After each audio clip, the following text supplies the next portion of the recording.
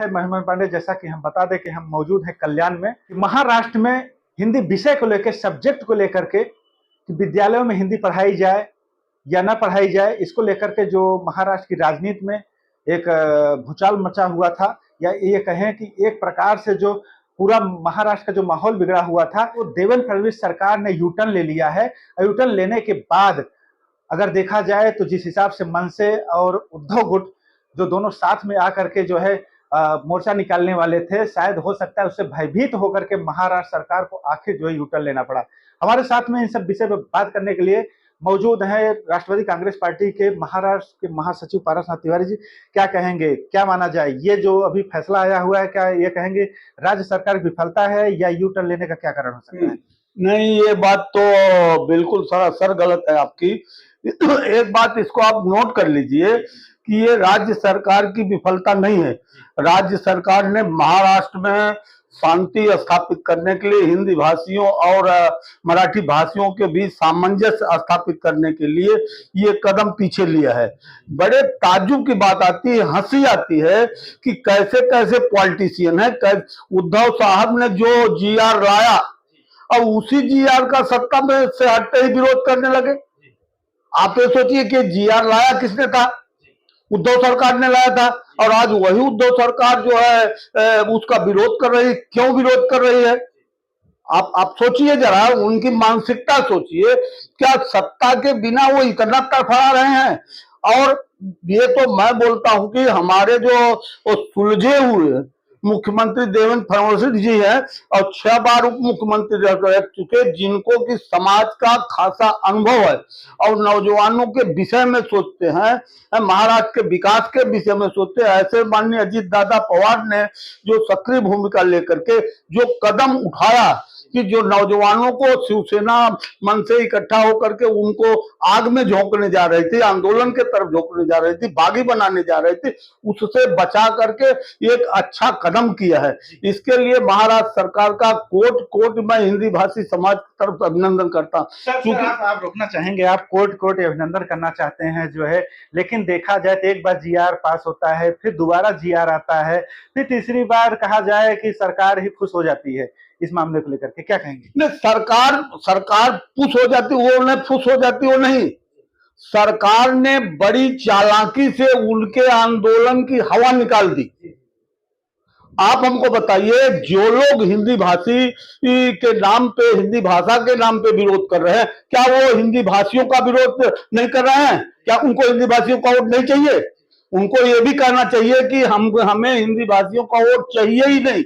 ये क्यों नहीं खुल करके बोलते? उद्धव जी को खुल करके खुले दिल से बोलना चाहिए, राज को खुले दिल से बोलना चाहिए। ये क्यों नहीं बोल रहे हैं? ये जो हिंदी भाषियों के नाम पे, विरोध पे ये जो है अपना वो आंदोलन खड़ा कर रहे थे, उसकी हवा माननीय देवेंद्र फडणवीस जी ने और अजित पवार ने उसकी हवा निकाल दी है। इसको आप नोट कर लीजिए। और इसके लिए अब महाराष्ट्र की जनता, हिंदी भाषी समाज उनका कोट अभिनंदन करता है। आज जो है महाराष्ट्र में पहली भाषा जो है कंपलसरी अनिवार्य भाषा सभी माध्यम में मराठी होना चाहिए। हिंदी तो ऐच्छिक होना चाहिए। हिंदी तो जब विश्व में फैल रही है तो महाराष्ट्र की क्या बात है? इसको तो हम भी मानेंगे जो है कि हम जिस देश में, जिस राष्ट्र में रहते हैं, वहाँ की स्थानीय भाषा को जो है बल दिया जाए, ये तो हम भी मानते हैं, इसका सपोर्ट भी करते हैं। लेकिन जो कुछ समय से जो राजनीति होती चली आ रही है, उसको किस नजरिए देखते हैं? वो वोट की राजनीति है, वो वोट की राजनीति है। कौन नहीं चाहता कि मेरा परिवार या मेरे बच्चे या मेरे नौजवान हर भाषा का ज्ञान लें? ये कौन नहीं चाहता? और खास करके हमारी जो कर्मभूमि महाराष्ट्र है, कर्मभूमि महाराष्ट्र के प्रति हम हिंदी भाषी इतना ईमानदार हैं, इतना कर्तव्यनिष्ठ हैं कि हम मराठी भाषा सीखने को तैयार रहते हैं। हमेशा हम अपने भाषण में भी अपील भी करते रहते हैं हिंदी भाषियों से कि आप लोग जो है मराठी सीखो।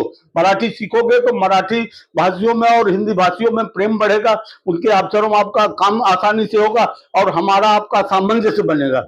महाराष्ट्र की शांति तब लौटेगी जबकि हिंदी भाषी और मराठी भाषी या अन्य भाषा भाषी मिलकर के सामंजस्य रहेंगे। हाँ, एक चीज और कहेंगे जो अनिवार्य बात है, यदि माननीय उद्धव ठाकरे और राज ठाकरे सहित जितने मराठी के नाम पे राजनीति करने वाले हैं, अगर ये सच्चे मराठियों के प्रेमी हैं तो जितने मराठी लोग हैं उनका हाउस टैक्स माफ कर देवे।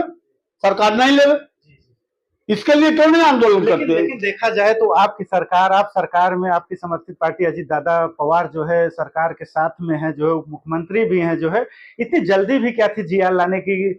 देखा जाए तो वैसे भी सामने महानगर पालिका का चुनाव है, जो है क्या ये सब देख करके जीआर जरूरी हो गया कि जल्दी से जीआर लागू कर दिया जाए और फिर ले लिया जाए? नहीं, बिल्कुल नहीं, ये तो बिल्कुल नहीं। तो उनका पड़ा हुआ जीआर था, उसको लागू किया गया।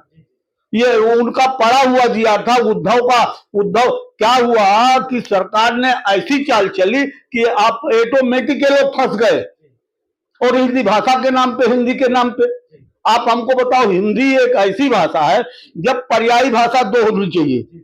आप लगातार जो है उद्धव ठाकरे को लगातार कह रहे हैं कि जो है ये जीआर तो उन्होंने लाया जो है, लेकिन लागू हमारे सरकार ने किया। तो क्या ये नहीं दिखता है कि जो भी महानगर पालिका के चुनाव, उसका लाभ लेने के लिए सरकार ने ऐसा सब जीआर जल्दी करने का फंडा जल्दी लागू करने का निर्णय? नहीं, चुनाव तो आते जाते रहेंगे, सरकार अपना काम कर रही है, चुनाव आते जाते रहते हैं। ताज्जुब इस बात का होता है कि जो जीआर हम लाए हैं, हम ही उसका विरोध कर रहे हैं। विरोध होने पे हम ही उसका, पहली बात तो उनको लागू करना चाहिए था, उन्होंने लागू नहीं किया। या तो फिर उस समय जो है जनता को मूर्ख बना रहे थे, या तो उस समय आघाड़ी सरकार को, कांग्रेस को, राष्ट्रवादी को खुश कर रहे थे।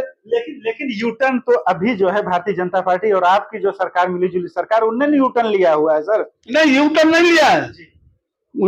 लिया है। उन्होंने जो है महाराष्ट्र में मराठी भाषी और हिंदी भाषियों के बीच तनाव की बात नहीं हो, हिंदी भाषा का दुरुपयोग नहीं, हिंदी भाषा के ऊपर राजनीति नहीं हो, उन्होंने इस मर्यादा को बचाया है। मैं इसके लिए कोर्ट को धन्यवाद दूंगा हिंदी भाषी समाज की तरफ से। देवेंद्र फडणवीस जी ने, अजित पवार ने, एकनाथ शिंदे ने जो कदम उठाया ना, ये समाज में शांति के लिए, क्योंकि आंदोलन के थ्रू ये जिस ढंग से इकट्ठा कर रहे थे, लोगों को दिग्भ्रमित कर रहे थे, आज वो जरा वो बताओ ना मराठी भाषियों के लिए उनके क्या काम है, जरा बताओ ना। वो आप परीक्षण करें ना कि वो उनके बच्चे तो अमेरिका में पढ़ते हैं, वहां मराठी भाषी है क्या? वो अपने बच्चे को मराठी स्कूल में क्यों नहीं पढ़ाए? अगर वो सच्चे प्रेमी होते तो, हाँ, आर पाटिल थे, आर पाटिल के लड़के जो है जिला परिषद में पढ़ते थे।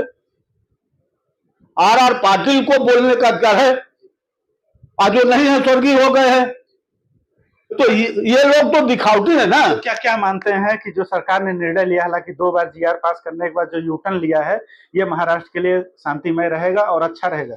देखिए, समाज की भलाई के लिए, देश की भलाई के लिए एक बार केंद्र सरकार ने भी किसानों के संबंधित जीआर लाई थी, उसको, उनके आंदोलन को देखते हुए वापस लिया। तो इसलिए महाराष्ट्र की शांति भंग नहीं हो, महाराष्ट्र के हित के लिए उन्होंने जीआर वापस लेने का कदम उठाया। उन्होंने महाराष्ट्र में शांति स्थापित करने के लिए कदम उठाया है।